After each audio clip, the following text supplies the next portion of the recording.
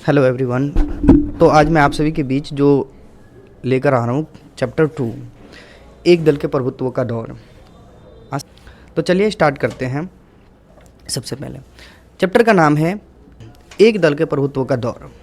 ठीक है, अब हम लोग स्टार्ट करना शुरू करेंगे इस चैप्टर से।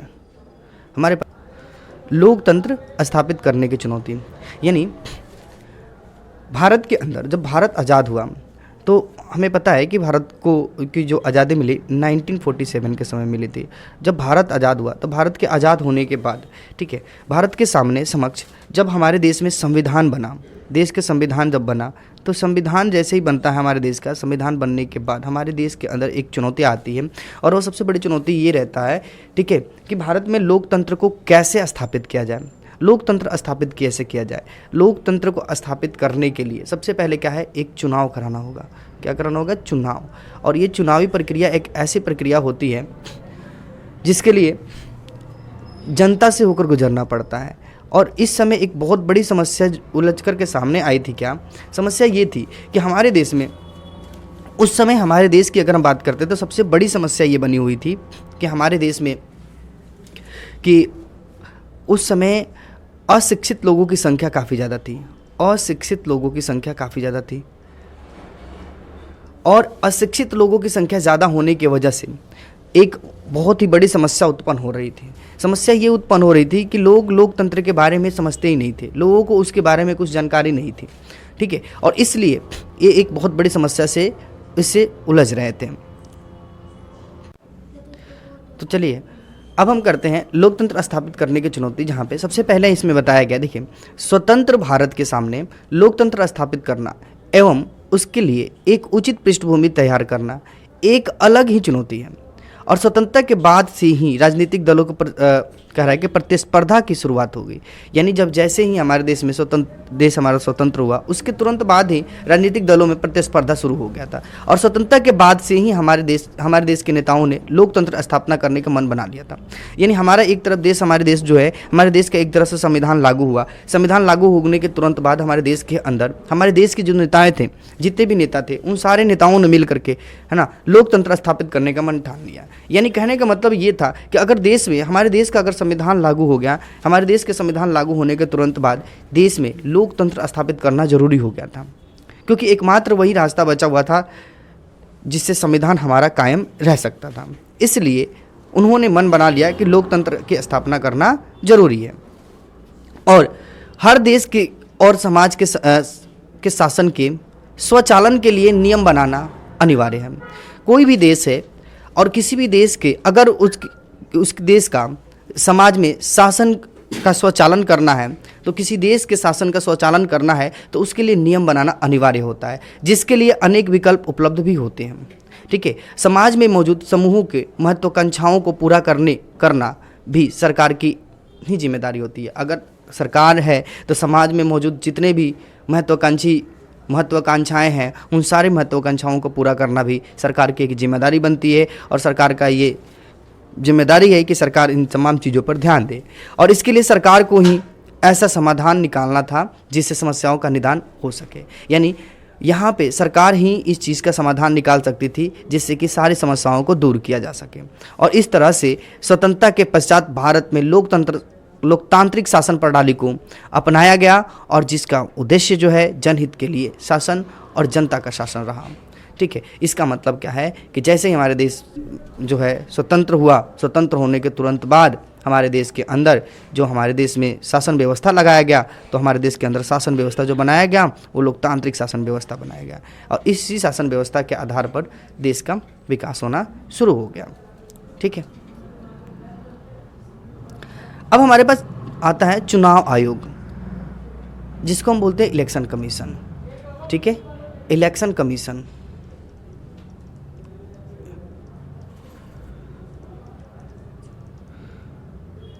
इलेक्शन कमीशन हमारे यहाँ पे जो चुनाव आयोग थे, इनका काम क्या होता है? इलेक्शन कमीशन का काम होता है चुनाव करवाना। ठीक है, वोटर लिस्ट जारी करना, कितने लोगों को हमारे देश के अंदर कितने लोगों की मृत्यु हो गई, उनका नाम हटाना, और नाम को ऐड करना, इन तमाम चीज़ों को पूरा करने का काम जो होता है चुनाव आयोग का होता है। ठीक है, तो हम लोग इसी टॉपिक के बारे में डिस्कशन करेंगे अभी।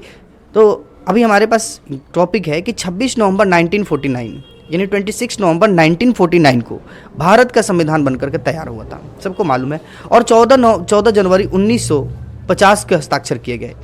इस पे पूरी तरह से जो हस्ताक्षर हुए हैं, ठीक है, यहाँ पे 24 जनवरी 1950 को हस्ताक्षर किया और 26 जनवरी को 1950 ईस्वी को इस पर अमल कर लिया गया। यानी यहाँ पे 14 नहीं बल्कि 24 जनवरी को किया गया था।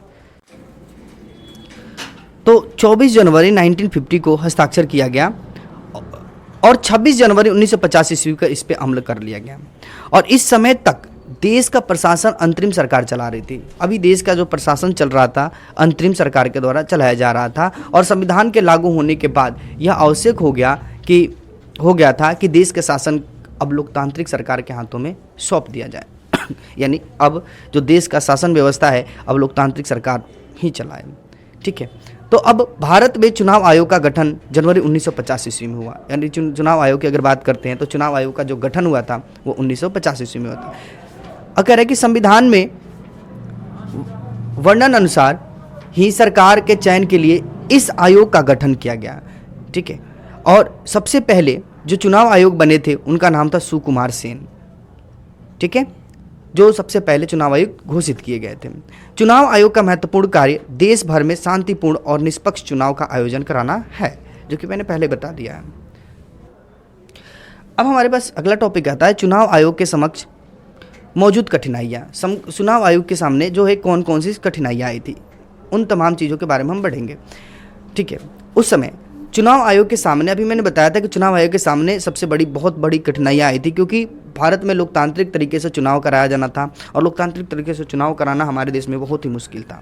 रीजंस क्या था कि देखो यहाँ पे बताया जा रहा है कि यह उम्मीद की जा रही थी कि चुनाव आयोग के गठन के बाद ही देश का पहला आम चुनाव करा लिया जाएगा, परंतु देश के विविधता और बड़ी आबादी के चलते ऐसा संभव न हो सका। यानी क्या था, हमारे देश में की आबादी भी काफ़ी ज़्यादा थी और विविधता भी काफ़ी ज़्यादा पाई गई थी और इस वजह से आम चुनाव कराना मुश्किल हो रहा था। चुनाव कराने के लिए पहला कार्य ये था कि चुनाव क्षेत्रों का सीमांकन। पहले बात क्या थी कि चुनाव क्षेत्र के जहाँ जहाँ चुनाव करा था उनका सीमांकन करना, उनकी सीमा बाउंड्री यानी सीमा तय करना बड़ा मुश्किल समस्या था। कैसे तय किया जाएगा सीमा उसका, ठीक है, ये एक समस्या बनी हुई थी। मतदाता सूची तैयार करना, मतदाता सूची किस प्रकार से तैयार किया जाएगा, क्योंकि उस समय बहुत सारे लोग जो थे पढ़े लिखे नहीं थे, यानी असाक्षर थे। ठीक है, जिससे बहुत बड़ी समस्या उत्पन्न हो रही थी, जिसके लिए चुनाव आयोग को खासा परेशानियों का सामना करना पड़ा। इसके अलावा मतदाता सूची के प्रथम प्रकाशन पर यह पाया गया कि तकरीबन 40 लाख महिलाओं के नाम इस लिस्ट में शामिल ही नहीं थे। यानी जब मतदाता सूची तैयार किया, जिसका प्रथम प्रकाशन हुआ, उसके बाद इस बात का पता चल गया कि 40 लाख महिलाएं जो हैं इस लिस्ट में शामिल नहीं थे। जो नाम थे उसमें काफ़ी गलतियां भी पाई गई थी और जो नाम शामिल था उसमें काफ़ी ज़्यादा गलतियां भी पाया गया था। चुनाव आयोग ने इस लिस्ट को अस्वीकार कर दिया और इसे सुधार किया गया। फिर से मैंने चुनाव आयोग ने इस लिस्ट को अस्वीकार कर दिया, माना ही नहीं। उसके बाद फिर से कहा कि भाई इसमें सुधार किया जाए। उस समय में 17 करोड़ मतदाता थे। मतदाताओं की संख्या जो थी उस टाइम पे 17 करोड़ थी, जिसमें 15% ही शिक्षक मतदाता थे। ठीक है, जिसके चलते चुनाव आयोग को करीब 3 लाख से अधिक कर्मचारियों को शिक्षित करना पड़ा। और उस समय रीजन्स ये आई कि वहाँ पे जितने भी कर्मचारी हैं उन कर्मचारियों में से 3 लाख से ज़्यादा कर्मचारियों को क्या करना पड़ा, शिक्षित करना पड़ा, ताकि अच्छे तरीके से मतदाता सूची तैयार किया जा सके। ठीक है, इससे पहले धनी देशों में भी जहाँ पर पहले से लोकतंत्र था, जैसे यूरोप, वहाँ भी महिलाओं की मताधिकार नहीं था, जो भारत जैसे बड़े राज्यों के लिए एक बहुत ही चुनौतीपूर्ण कार्य था। कहने का मतलब कई ऐसे देश थे जो महिलाओं को अनुमति नहीं देते थे वोटिंग करने के लिए, लेकिन भारत जो है पहली बार भारत में लोकतांत्रिक तरीके से वोटिंग हो रही थी और लोकतांत्रिक तरीके से वोटिंग में महिलाओं को शामिल किया गया। किया गया। ठीक है,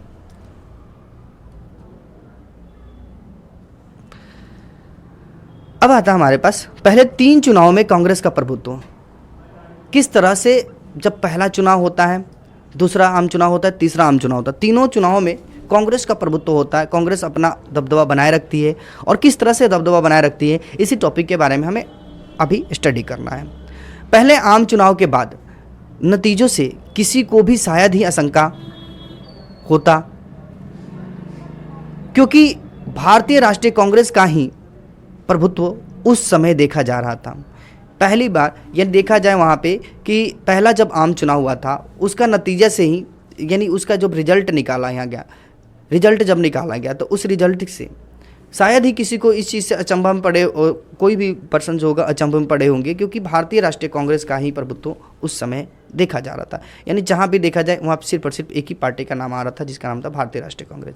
इस पार्टी को स्वाधीनता संग्राम का विरासत हासिल थी, यानी वो बहुत पहले से ही पार्टी थी और स्वतंत्रता प्राप्ति से पहले से ही पार्टी जो है बनी हुई थी, है ना।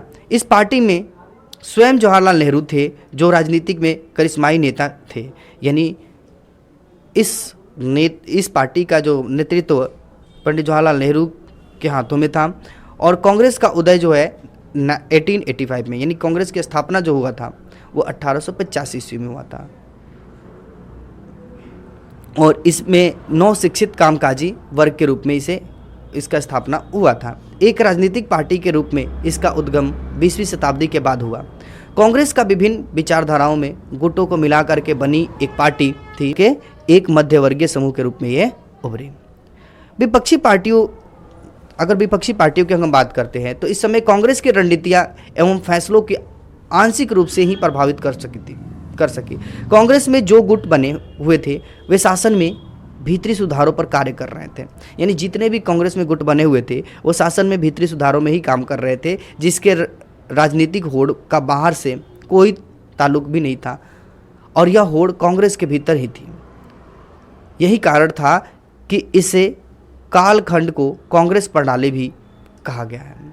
यानी इस खंड को कालखंड को कांग्रेस प्रणाली, यानी कोई भी पूछे कांग्रेस प्रणाली क्या है तो कांग्रेस प्रणाली क्या है कि कांग्रेस प्रणाली में अगर इस बातों की हम बात करते हैं, इस विचारधारा पे हम बात करते हैं तो कांग्रेस प्रणाली में मेन रीजंस क्या था कि कांग्रेस में जो गुट बने हुए थे वो उनके जो सुधार कार्य जो हो रहे थे वो शासन के अंदर ही हो रहे थे। सारे पार्टियों एक साथ मिल करके काम कर रही थी और उनमें राजनीतिक होड़ जो है बाहर से कोई ताल्लुक ही नहीं था राजनीतिक होड़ में। और सही तरीके से देखा जाए तो एक साथ मिल करके काम करना ये कालखंड जो है कांग्रेस के लिए काफ़ी ज़्यादा इम्पोर्टेंट था, इसलिए इस कालखंड को कांग्रेस प्रणाली भी कहा गया है।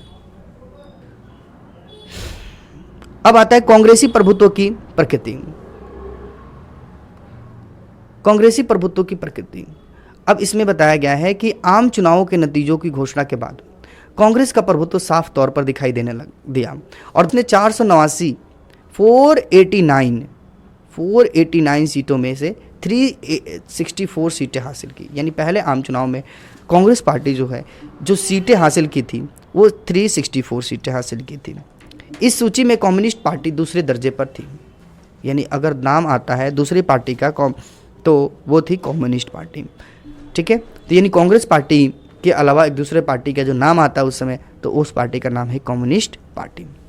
1952 ईस्वी के चुनाव में कांग्रेस को कुल वोटों का 45% मिला। कुल वोटों का कितना मिला? 45% मिला। टोटल सीट का 74% सीटें मिली थी। वही कम्युनिस्ट पार्टी को 10% वोट मिले थे, लेकिन यह 3% सीट भी नहीं जीत पाई थी और टोटल सीट का 3% भी इसको नहीं मिल पाया था, लेकिन टोटल वोट का 10% वोट इनको मिला था। ठीक है, केवल भारत में ही एक पार्टी का प्रभुत्व देखने को नहीं मिला, बल्कि चीन, क्यूबा, सीरिया जैसे देशों में भी एक पार्टी का प्रभुत्व रहा। कांग्रेस प्रणाली का प्रभुत्व अन्य देशों का एक पार्टी प्रभुत्व से भिन्न रहा है और यह लोकतांत्रिक स्थिति होने के बाद का प्रभुत्व था, जिसे जनता बार बार चुन करके सत्ता में खड़ा कर रही थी। कांग्रेस की इस अपार सफलता की जड़ें स्वाधीनता संग्राम के समय से ही मजबूत होती जा रही थी। आज़ादी के समय से ही पार्टी ने अपना जड़ें चारों ओर फैला रही थी। कांग्रेस आज़ादी के आंदोलन की अगुवाई कर रही थी और उसकी प्रकृति सबक एकजुट कर मिलाकर चलने की थी। यानी कांग्रेस का निर्वाचन प्रणाली से पहले से परिचित होने के कारण इसका संगठन पूरे देश में फैल चुका था, जहां अन्य दल अभी अपने चुनाव रणनीति पर काम कर रहे होते थे, वही कांग्रेस अपना चुनाव प्रचार प्रसार कर चुकी होती थी। कांग्रेस के बारे में आता है कि सामाजिक और विचारधारा गठबंधन, यानी इसके बीच में सामाजिक और विचारधारा गठबंधन किस प्रकार से था। तो हम सबसे पहले यहाँ पे जानेंगे कि कांग्रेस ने समय के साथ साथ एक जनव्यापी राजनीतिक पार्टी का रूप ले लिया था। ठीक है, यानी कांग्रेस ने समय का जैसे जैसे कांग्रेस पार्टी का जो एस्टेब्लिशन हुआ 1885 में हुआ था, 1885 ईस्वी में हुआ था। उसके बाद कांग्रेस पार्टी लगातार काम करती रही। ठीक है, और जैसे जैसे कांग्रेस पार्टी काम करती रही, जनव्यापी राजनीतिक पार्टी का रूप ले लिया था और एक तरह से पूरी तरह से धीरे धीरे करके वो राजनीतिक पार्टी बन चुकी थी। शुरुआत में इस पार्टी में अंग्रेजीवाद, अगली जाति, उछले मध्यम वर्ग और शहरी अभिजात वर्ग का बोलबाला रहा था, और इसके बाद आंदोलन से जुड़ने के बाद इसका सामाजिक आधार बढ़ा, जिससे कांग्रेस में किसान, उद्योगपति, शहरों के निवासी, गांव के निवासी, मध्य, निम्न, उच्च सभी जाति के लोग का स्थान मिला। धीरे धीरे ये पार्टी जो है, ठीक है, उभरने लगी थी और धीरे धीरे पार्टी जो है अब राजनीतिक में दबदबा अपना बनाना शुरू कर दी, और इसमें जो बहुत सारे लोग जुड़ते चले जाए कांग्रेस पार्टी में, किसान, उद्योगपति, शहरों के निवासी, गांव के निवासी, मध्यम वर्ग, निम्न वर्ग, उच्च वर्ग, सभी जाति के लोग जो है इस पार्टी से जुड़ना शुरू हो गए, और इससे यह एक सुसंगठित पार्टी के रूप में सामने आई और इससे कांग्रेस को काफ़ी लाभ भी मिला। भारतीय विविधताओं में इस पार्टी देने लगी थी, यानी भारतीय विविधता इस पार्टी के अंदर जो है दिखाई देने लगी थी। ठीक है, क्योंकि हर जाति से लोग जो है इस पार्टी से जुड़ते चले जा रहे थे, और हर पार्टी से लोग जो जुड़ते चले जा रहे थे, तो इसलिए इनके अंदर जो विविधता थी वो काफ़ी ज़्यादा दिखाई देने लगी थी। विविधता का मतलब होता है कि अलगाव, एक तरह से, यानी कांग्रेस पार्टी जो है अब एक आधार पर, एक जाति पर काम ना कर करके पूरे जाति समाज को एकजुट कर करके अब काम करना शुरू कर देती है, और इसीलिए लोग जो थे इस कांग्रेस पार्टी से काफ़ी ज़्यादा लोग जो है प्रेरित हुए थे और इसके साथ जुड़ करके काम करना शुरू कर दिए थे। विभिन्न विचारधाराओं को एक मंच प्रदान किया गया, जो कांग्रेस के विभिन्न विचारधारा था उनको एक मंच प्रदान किया गया। इसमें देखो सबसे पहले क्या होता था कि कई सारे ऐसे क्रांतिकारी जो थे, रेडिकल, क्रांतिकारी, नरम दल, गरम दल, दक्षिणी और वामपंथी, सभी तरह के विचारधारा के लोग समाहित थे। कह रहे कि जिन्होंने इस पूर्ण रूप से समर्थन दिया, इसका समर्थन दिया, और आज़ादी के पहले से ही इन अनेक संगठनों को पार्टी में रहने की इजाज़त थी। ठीक है, और उस समय में कांग्रेस के बाहर के गुटों में भी प्रतिस्पर्धा बनी होने से कांग्रेस में शामिल हो चुके थे, और इस प्रणाली से कांग्रेस के अंदर संतुलन कायम रहता था, और इसका ही सीधा लाभ कांग्रेस को चुनाव में मिलता। यानी कहने का मतलब क्या है कि इस प्रणाली से कांग्रेस के अंदर संतुलन कायम रहता था। यानी इसमें क्या होता था कि हर तरह के लोग जुड़े थे, जैसे अभी हमने बात किया था गरम दल, नरम दल, है ना, दक्षिणपंथी, वामपंथी, रेडिकल, क्रांतिकारी, हर तरह के लोग जुड़े हुए थे, और इस वजह से क्या होता था कि हर तरह के लोग जो थे कांग्रेस पार्टी के साथ जुड़े हुए होते थे, और जब भी कांग्रेस पार्टी के साथ जुड़े हुए होते थे तो उनके साथ मिल करके उनका सीधा जो है लाभ कांग्रेस के चुनाव में मिलता था, क्योंकि सभी लोग जो है इसको एक अच्छे तरीके से, एक अच्छे लेवल की पार्टी समझ लेते थे, और इसके साथ सभी लोग जुड़ करके काम करते थे। अब आता है गुटों में तालमेल और सहनशीलता। अब गुटों में तालमेल कैसे बनता था, उनके अंदर सहनशीलता किस प्रकार से आती थी, तो बताया जा रहा है कि गठबंधन का ही होता क्या था कि गठबंधन पार्टी का स्वभाव उनमें अंदरूनी मतभेदों का सहन करने से होता था। होता क्या था कि कई बार ऐसे होता था कि कई ऐसे पार्टियां होती थी जो आपस में ही भिड़ जाती थी, लड़ाइयाँ कर रहे थे, या कई सारे मनमुटाव होता था उनके बीच में, लेकिन उनके जो पार्टी के जो कार्यकर्ता थे उनके बीच में जो ये मनमुटाव होता था, ये सारे मनमुटाव जो होता था, तो वो पार्टी को छोड़ करके दूसरी जगह न जा करके सिर्फ और सिर्फ पार्टी में मौजूद रहते थे, और उसमें ही रह करके दूसरे समूह से वो चुनाव लड़ना या उनसे लड़ना बेहतर समझते थे। ठीक है, कांग्रेस अपने गुटों के प्रति संवेदनशील थी। कांग्रेस जो पार्टी थी अपने गुटों के लेकर के पूरी तरह से संवेदनशील थी। इसकी स्वभाव से विभिन्न गुटों को बढ़ावा भी मिला। इन गुटों में बने रहने के कारण था व्यक्तिगत महत्वाकांक्षा, जिसके परिणाम स्वरूप कांग्रेस का अंदरूनी गुटबाजों की को और ताकत मिलती थी। इन हितों और विभिन्न विचारधाराओं को देखते हुए नेता कांग्रेस के अंदर ही बने रहना चाहते थे। बाहर जाकर के नई पार्टी बनाने के पक्ष में इनका कोई मत नहीं था। ठीक है, यानी वो बाहर जाकर के कोई नई पार्टी बनाने का इनका कोई मत नहीं था। इनके अंदर काफ़ी ज़्यादा एकता थी, ये काफ़ी ज़्यादा इनके अंदर एकता थी और एकता के सूत्र में ये बंधे हुए होते थे और एकता के सूत्र में बंध करके वो काम करना चाहते थे। इसलिए इस पार्टी में कांग्रेस पार्टी जो का दबदबा जो था वो पूरे भारत पे फैला हुआ था काफ़ी अच्छे लेवल से। अब हमारे पास आता है पहले आम चुनाव। पहले आम चुनाव में क्या कंडीशन घटी है, तो भारत के लिए पहला मौका था कि जब स्वतंत्रता के बाद यहाँ पहली बार आम चुनाव होने थे, तो ये अक्टूबर 1991 ईस्वी से लेकर फरवरी 1952 ईस्वी तक चला। यानी पहली बार देखा जाए पहला आम चुनाव जो हुआ था 1951 से लेकर के, ठीक है, 52 तक चला है। ठीक है, और ये जो था अक्टूबर से लेकर के ठीक है फैब तक था, इतने समय तक चुनाव चला। देश के प्रथम चुनाव सार्वभौम वयस्क मताधिकार के सिद्धांत पर हुआ था। कुल 17 करोड़ मतदाताओं ने लोकसभा के 489 सांसदों और यानी लोकसभा में उस समय 489 सांसद और राज्य विधानसभा के लगभग 3200 उम्मीदवारों को चुना गया था। यानी कहा जाता है यहाँ पे कि जो सांसद का जो चुनाव हुआ, जो उस समय लोकसभा का जो चुनाव हुआ था, तो उसमें 489 सांसद थे और टोटल 3200 उम्मीदवार जो थे जो विधानसभा से थे, जो विधायक पद के लिए थे। और इस पूरी चुनाव प्रक्रिया में कुल 6 महीने का समय लगा। चुनाव के नतीजों के बाद स्वयं हारने वाले दल ने भी चुनाव का निष्पक्ष करार दिया था और ये चुनाव विश्व इतिहास के सबसे बड़े चुनाव थे।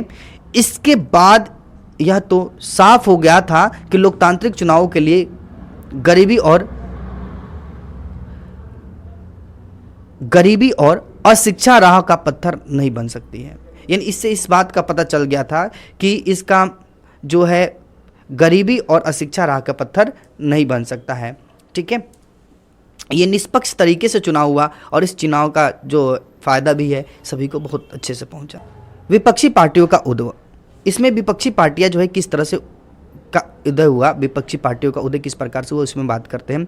तो स्वतंत्रता के बाद के चुनावों में कांग्रेस की स्वाधीनता आंदोलन में भूमिका निभाने का सकारात्मक परिणाम मिला है, लेकिन अपने भीतर गुटों के सामने की क्षमता जैसे जैसे इस पार्टी का कम होने लगी थी, तभी से विपक्षी पार्टियों ने अपनी पंख फैलाना शुरू कर दिया था।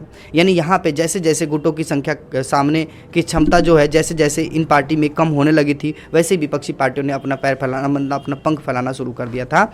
और कह रहा है इसमें से बहुत सी पार्टियाँ 1952 ईस्वी के चुनाव में से कई पहले बन चुकी थी और कुछ पार्टियों का जैसे 60 और 70 के दशक में, यानी 60 और 70 के दशक के सामने आई। हालांकि इन दलों को चुनाव में बेहद कम प्रतिनिधित्व मिला, लेकिन इन्होंने लोकतांत्रिक चरित्र को बनाए रखने में अपनी अहम भूमिका निभाया। यानी उस समय लोकतांत्रिक चरित्र को बनाए रखने में इन्होंने अहम भूमिका निभाया और इन दलों ने राजनीति में विकल्प की संभावनाओं को बनाया और शुरुआती सालों में विपक्षी और कांग्रेस के नेताओं के बीच सम्मान देखा जा सकता था।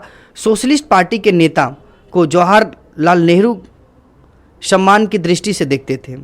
यानी सोशलिस्ट पार्टी के नेता को जो उस समय जो सोशलिस्ट पार्टी थी, उस पार्टी के जो नेता थे, उन सारे नेताओं को जवाहरलाल नेहरू जो थे सम्मान की दृष्टि से देखते थे और यह सम्मान का भाव आगे चल करके राजनीतिक प्रतिस्पर्धा के कारण कहीं पीछे छूटता चला गया। पहले दौर के रूप में भारत की लोकतांत्रिक राजनीति अनूठी रही। समावेशी राष्ट्रीयकरण आंदोलन जिसकी अगुवाई कांग्रेस ने की, कांग्रेस के इस स्वभाव में के रहते कई वर्गों और कह रहा है कि यहाँ पे कि जातियों के लोग कांग्रेस की ओर आकर्षित हो गए थे। यानी उस समय काफ़ी ज़्यादा लोग जो थे कांग्रेस की तरफ आकर्षित होते चले गए थे। जैसे जैसे समय आगे बढ़ा, कांग्रेस को अपने भीतर बढ़ा कांग्रेस की अपने भीतर समाहित करने की प्रवृत्ति में कमी आने लगी। यानी जिस प्रकार से समय आगे बढ़ता चला गया और एक तरफ देखा गया क्या कि कुछ पार्टियां जो थी उसमें से इन पार्टियां जो थी वो धीरे धीरे अब अलग होने चलेगी, जिसके परिणाम स्वरूप दूसरे दलों का वर्चस्व भी दिखने लगा था। अब धीरे धीरे क्या हुआ कि दूसरे पार्टी भी होगा, क्योंकि अब उसमें रहते हुए कई ऐसे पार्टियां जो थी जो काम कर रही थी, लेकिन धीरे धीरे उन पार्टियों में जो है कुछ बातें अनबन हो जाती है। उन पार्टियों ने धीरे धीरे उस पार्टी को, अब कांग्रेस पार्टी को छोड़ करके अब दूसरे पार्टी पर ध्यान देना शुरू कर दिए, और उनका अब धीरे धीरे दूसरे दलों का भी अब धीरे धीरे वर्चस्व बढ़ना शुरू हो गया था। अब विपक्षी पार्टियों का जन्म होना भी शुरू हो गया था। प्रमुख विपक्षी दल, अब यहाँ पे आ रहा है प्रमुख विपक्षी दल। अब इसमें प्रमुख विपक्षी दल किस प्रकार से काम करती थी, तो इसमें बता रहा है कि सबसे पहले कम्युनिस्ट पार्टी ऑफ इंडिया, यानी एक पार्टी का नाम आता है जिसका नाम है कम्युनिस्ट पार्टी ऑफ इंडिया। ठीक है, तो बोल्शेविक क्रांति से उभरे कई साम्यवादी गुट 1920 ईस्वी के दशक में भारत में उभरे, और इनका मुख्य उद्देश्य समस्याओं का निदान करना, यानी कि इनका मुख्य उद्देश्य क्या था, समस्या, यानी किसी भी तरह का समस्या होती है उनका निदान करना, सही तरीके से ठीक कर देना है, ठीक है, उससे बाहर निकालना। और कह रहा है कि और साम्यवाद की नीति को अपनाना था। इनका मुख्य काम क्या था कि साम्यवादी नीति को अपनाना और कई तरह की समस्याएं होती हैं उन तमाम समस्याओं को दूर करना था। इन दलों ने 1935 ईस्वी तक कांग्रेस के अंदर रह करके ही कार्य किया, यानी 1935 ईस्वी तक रहकर कांग्रेस के साथ काम किया। दिसंबर 1941 ईस्वी में 1941 के समय में कांग्रेस से अलग हुए, यानी 1941 में ये कांग्रेस से अलग हो गए, और दूसरे विश्व युद्ध में इन्होंने जर्मनी के खिलाफ जाकर के ब्रिटेन का समर्थन किया, यानी जर्मनी के खिलाफ चले गए और ब्रिटेन का जाकर के इन्होंने समर्थन कर दिया। इनका यह भी विचारधारा था कि 1947 में हुए सत्ता परिवर्तन को वे स्वतंत्रता का रूप नहीं दे सकते, यानी ये अपना अलग विचारधारा मानते थे। और 1947 में जो यहाँ पे देश आज़ाद हुआ था उसमें क्या हुआ कि सत्ता परिवर्तन को वे स्वतंत्रता का रूप नहीं दे सकते थे।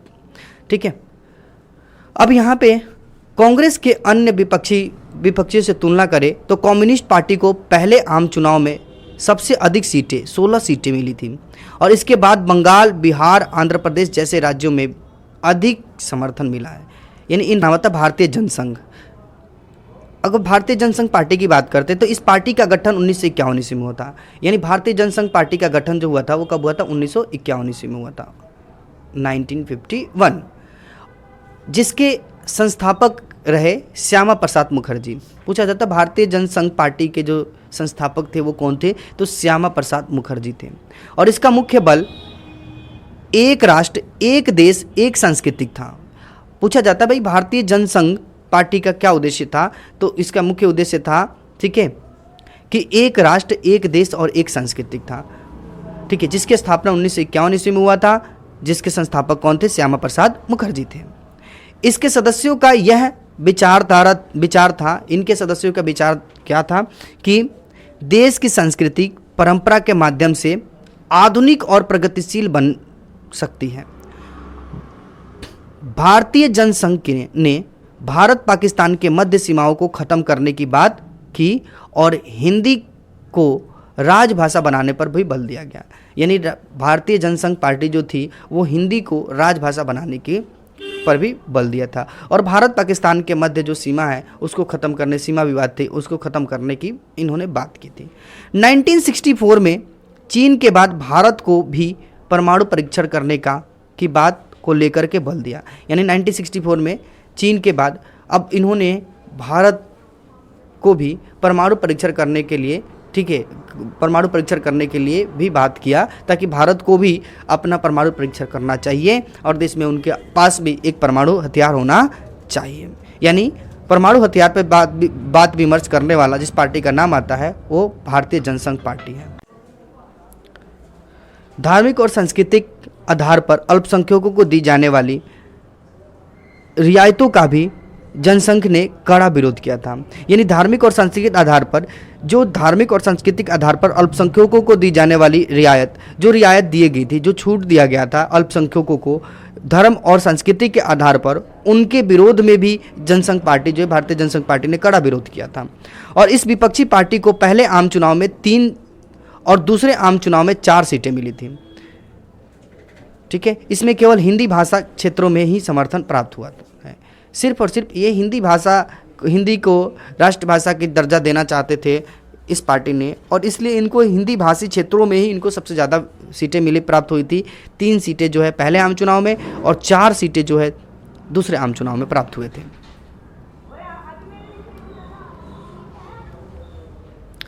अब हमारे पास आता है सोशलिस्ट पार्टी। 1934 में इस पार्टी का उद्भव कांग्रेस के अंदर ही एक युवा नेता के समूह ने किया था। यानी कांग्रेस के अंदर ही एक युवा नेता ने, ठीक है, सोशलिस्ट पार्टी का किया था, जिसका उद्देश्य कांग्रेस को परिवर्तनशील बनाने का था। जिसका मुख्य उद्देश्य क्या था? कांग्रेस को परिवर्तनशील बनाना। कांग्रेस को क्या करना था? परिवर्तनशील बनाना था। यह पार्टी 1948 में कांग्रेस से अलग होकर के सोशलिस्ट पार्टी के नाम से भी जानी गई। ठीक है, सोशलिस्ट पार्टी के नाम से जानी गई। आगे चल करके इस पार्टी का नाम बदल गया और यही पार्टी जो है सोशलिस्ट पार्टी के नाम से जानी गई। साम्यवादी और कांग्रेस पार्टी से अलग यह समाजवादी विचारधारा की एक पार्टी है और इसका विभाजन 1955 ईस्वी में कई गुटों में हो गया। प्रजा सोशलिस्ट पार्टी, संयुक्त सोशलिस्ट पार्टी आदि। यानी इस तरह से ये पार्टी जो है आगे चलकर 1955 में अलग हो गई। जयप्रकाश नारायण, MS जोशी, राम मनोहर लोहिया इसके प्रमुख नेता हैं।